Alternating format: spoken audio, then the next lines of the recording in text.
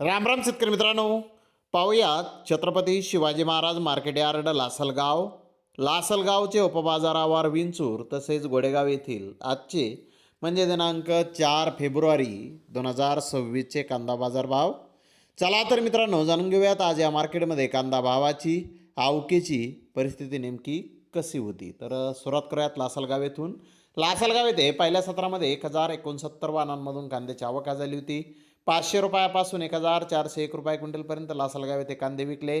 तर सरासरी कांदा 1151 रुपये क्विंटलपर्यंत विकला. तर विंचूर येथे 731 वाहनांमधून पहिल्या सत्रामध्ये आवक आली होती. 500 रुपयापासून 1300 रुपये क्विंटलपर्यंत विंचूर येथे आज कांदे विकले. सरासरी कांदा 1100 रुपये क्विंटलपर्यंत आज विंचूर येथे विकलेला आहे.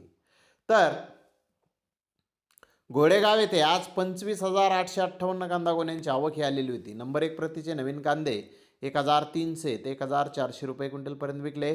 तर नंबर 2 प्रतीचे कांदे 1,100 ते 1,200 रुपये क्विंटलपर्यंत विकले. नंबर 3 प्रतीचे कांदे 1,000 ते 1,100 रुपये क्विंटलपर्यंत विकले. गोल्टा 800 ते 1,000 रुपये क्विंटलपर्यंत विकला. गोल्टी 300 ते 500 रुपये क्विंटलपर्यंत विकली.